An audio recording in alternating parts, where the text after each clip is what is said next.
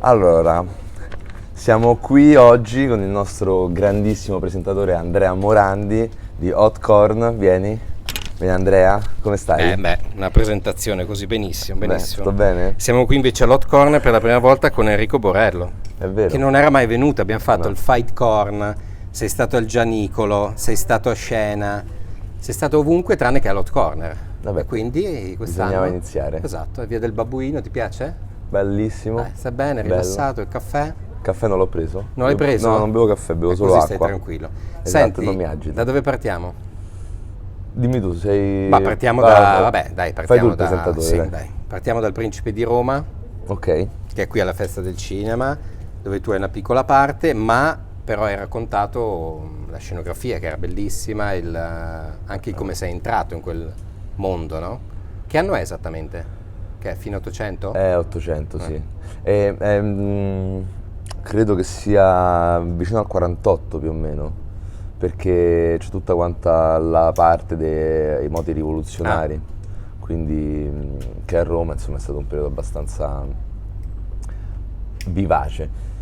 Io ho fatto qualche scena lì con Giallini, interpreto Bartolomeo da giovane praticamente, perché appunto su questa falsariga Di Charles Dickens, no? Del Canto di Natale. Che poi falsariga, no, È proprio la riga quella è proprio giusta. la riga dritta. È un po' Marchese del Grillo anche. È un po' Marchese del Grillo. Cioè diciamo che è un E mash-up. anche tutti quei film con Nino Manfredi. Belli, quelli in costume, quelli di Luigi Magni. Esatto, anche. In nome del popolo sovrano. Bellissimo. E quindi... Quindi divertente però per bello, l'attore devo anche dire. in quel mondo lì. Sì, per me è stato complicato perché siccome ho tanta stima di questi generi di film, insomma, c'ho tanta anche reverenzialità probabilmente. Certo. Beh, poi anche rappresentano un certo tipo di romanità, no? Cioè, rappresenta un certo tipo di romanità, quindi poi insomma rappresentare un personaggio così maligno, rappresentarlo invece in una fase in cui è molto puro, è molto giovane, è molto vivace, grintoso, chiaramente Che lui appare poi nella visione. preferivo fare quello più... sì, quello più cattivo. Quello Invece poi no. quando il cuore inizia a indurirsi. Quando il cuore, esatto. A Scrooge.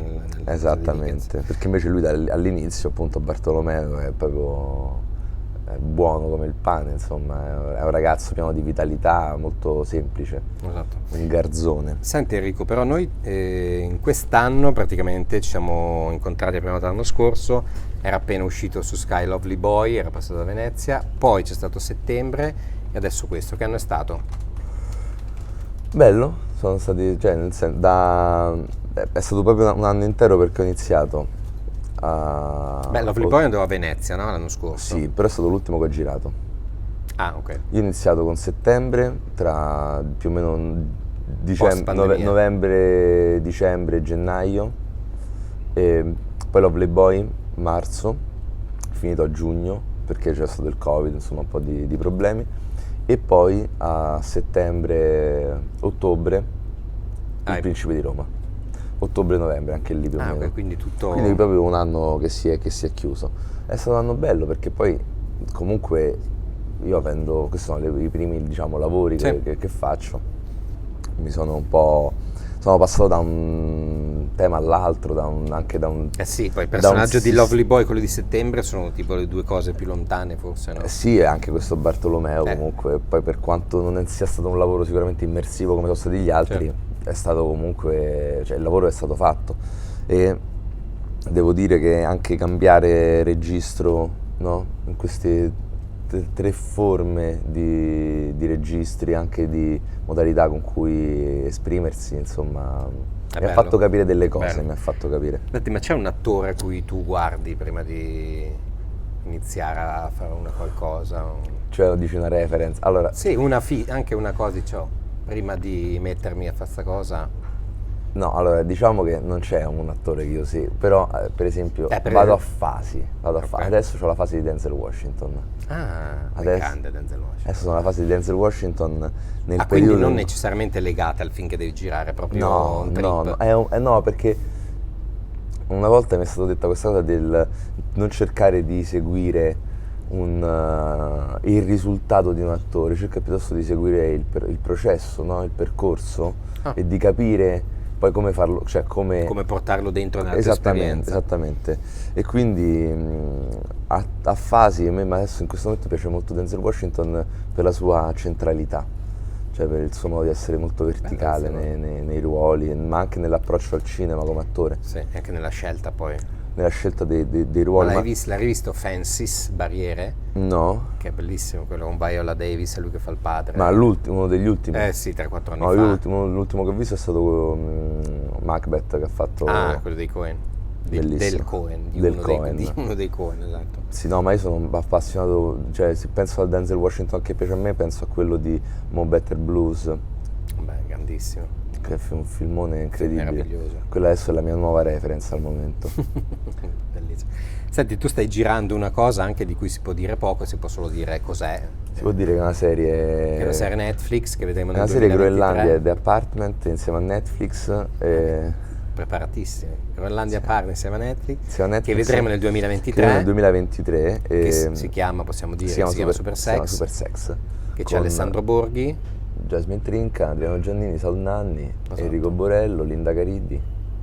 Che è la storia di Rocco Siffredi. Ed è la storia di Rocco, è la biografia di Rocco Siffredi. Punto, basta. Vabbè, molto bella, devo dire, non posso fare spoiler, posso soltanto dire che è veramente inaspettata, ecco. Te la stai godendo? Sì, ma ho iniziato già dalla lettura della sceneggiatura scritta da Francesca Manieri, che ha fatto veramente un bellissimo... Sì, perché comunque è molto esteso, spazia tantissimo. Ma tu ti rivedi? Cioè a settembre te lo sei rivisto? Beh sì, per forza. Beh, vedo quello che mi può interessare e quello che secondo me è da scartare, cioè nel senso... Ma sei critico, cioè se vedi una cosa che... o già non l'hai fatta quando stavi girando? No, allora io dipende. Adesso per esempio sto iniziando su Love Lab qualche volta mi vedevo, su Settembre quasi mai. Sul Principe di Roma qualche volta mi sono rivisto. Cioè andavi a vederti i giornalieri? No, andavo a vedermi proprio la scena che avevo appena girato al monitor per capire che cosa stesse succedendo, magari qualcosa non mi funzionava, non mi tornava, volevo capire meglio come posizionarmi dentro una scena, con l'inquadratura. Adesso con Super Sex qualche volta lo faccio, di più, ma secondo me è un lavoro utile. Poi ovviamente se uno è capace di farlo senza stare lì a dire oddio mio... Cioè cosa potevo fare? Cosa devo fare o si giudica perché è brutto, queste stupidaggini che magari possono intervenire ogni tanto, però io penso che tutto sommato se uno si guarda con l'intenzione di voler cercare di capire che direzione prendere, ovviamente guardarsi è utile. Sì, certo, Cioè, soprattutto per capire quello che non devi fare. Ma quasi una responsabilità che hai, sì. Comunque se sei un attore hai la responsabilità di capire come metterti in scena, non devi aspettarti che sia necessariamente qualcun altro a dirti oh guarda questa da falla così o falla così. Anzi, questo è quello che secondo me un bravo attore dovrebbe cercare di evitare di fare. È vero. Ma oggi che spettatore sei? Cosa guardi? A parte Denzel Washington Guardo un sacco di nuove uscite. Ah sì? Sì, guardo tutte le nuove uscite, nuovi film. Vabbè, perché comunque penso che il cinema stia migliorando tanto rispetto agli ultimi anni comunque in cui quando andavo al cinema non ero molto soddisfatto. Un po' perché avevo ancora il mito di quel cinema anni 70 che mi piace tanto, un po' perché o quel cinema anni 90 un po' più underground, un po' più crudo. I film in sala non li ho ultimamente, cioè negli ultimi anni apprezzati tanto. Poi adesso devo dire che invece... Che hai visto adesso? Ho visto Siccità, ho visto quest'altro film bellissimo che il titolo era Everything Everywhere All esatto. at Time Once in All at Once, sì. Sky with Diamonds. Esattamente. Proprio quello. Quello dei fratelli Daniels. Mi è piaciuto dei tanto. multiversi. Esattamente. Poi ho visto anche Don't Worry Darling. E quello ti è piaciuto? Un bel film di intrattenimento, cioè se uno si vuole intrattenere una serata. Harry Styles? Non mi è piaciuto. No, non ti è piaciuto. No. Grande performer, però insomma là c'è ognuno c'ha il suo poi, sì. Ognuno c'ha. Ma invece Florence Pugh, bravissima, però sempre. Anche Florence Pugh. No, ma è proprio l'assetto del film. Quindi Olivia Wilde, da Olivia Wilde in giù. No, perché sai Chris Pine sì, però. Ma no, perché sai quel tipo di cinema lì, per esempio, a me non fa, cioè nel senso piace Ma non ti vederlo, esalta. ma non è quello che cerco di fare io.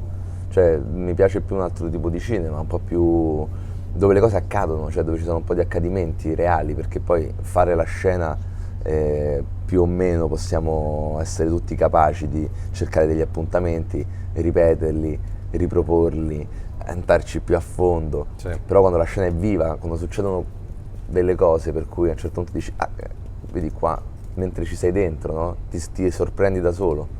È vero. Allora lì stai facendo qualcosa di interessante. È vero. Poi Senti, ultimamente ho fatto questa riflessione, scusa, vai. adesso mi viene in mente. Ho fatto questa riflessione che? sul cinema, sull'ambiente cinema. E a un certo punto mi sono chiesto, ma quando noi andiamo a lavorare dentro il cinema, ma perché non ci emozioniamo? Cioè, noi lavoratori, no, che siamo all'interno della struttura, del meccanismo, Certo, come addetti ai lavori, come dici. addetti ai lavori, no? Io mi chiedo, ma noi andiamo al lavoro per fare bene, per fare il cinema, o siamo consapevoli del fatto che abbiamo un'occasione e un'opportunità che è quella di emozionarci ogni volta che andiamo a finalizzare una scena? Cioè tu immagini che tutto il lavoro comunque parte da tanto prima, no? Quindi tu prepari, scrivi, trovi le location, Certo, i fai il piano di costumi. lavorazione, i costumi, le scenografie, no? Tutta questa grande preparazione, no? Che va tutta quanta a finalizzarsi verso un momento che è la scena, dove siamo tutti, partecipiamo tutti a quel lavoro lì. E io mi chiedo, quando poi c'è il momento della scena, quant'è il grado di attenzione che noi mettiamo nel guardare una scena per vedere come è posizionato un colletto, come è messo, no? Cose che sono giuste, sono tecniche e vanno affrontate, ma quanto ci permettiamo anche di guardare la scena e lasciarci emozionare? Secondo me questo genererebbe un livello di attenzione talmente alto, talmente forte, che la scena cresce, perché se tutti stiamo a guardare quello che succede, cioè anche in questo momento io lo sento, in questo momento c'è una grande attenzione, allora questo genera un concetto anche bello da esprimere. Se io qua stessi a chiacchierare, a parlare di cose che non interessano a nessuno, Non interesserebbe neanche a te. no, se a nessuno interessasse quello che sto dicendo, io farei il lavoro di cercare l'attenzione degli altri. E invece se c'è questa attenzione si creano delle cose molto belle. Tipo questo momento, vi ringrazio a tutti. Ha alzato il livello Bello, dell'intervista, non so come bellissimo. tornare indietro da questo punto, da questo apice, quindi chiudo però l'intervista col nostro giochetto. Vai. Domani sera organizzi una cena a casa tua e puoi invitare 4 personaggi, da Napoleone a Marlon Brando, a Brando Pacitto. Beh, io non l'ho mai sentito questo gioco. No? No. Allora non guardi interviste, se abbiamo scamato. Dimmi un po'. Allora, domani sera, cena a casa tua, puoi invitare 4 personaggi. 4 personaggi Cioè, della 4 storia. attori, sì, 4 chiunque, da attori. Napoleone a Adolf Hitler. Adolf Hitler. Adolf Hitler è il primo della lista. Capotavola. A capotavola. Col cane Robert De Niro, per simpatia. Cassius Clay. Che gli è da Hitler. Sì, esatto. Così stai un po'. Sto pensando al quarto.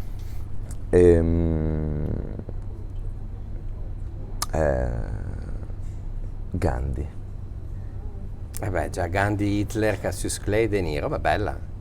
Sicuramente ci sarà di... Sicuramente si equilibra. In qualche Esatto, modo. argomenti ce ne sono, poi Esatto. vediamo come va a finire. Enrico Borello all'Hot Corner. Grazie, Grazie Andrea. Enrico. Grazie. Grazie.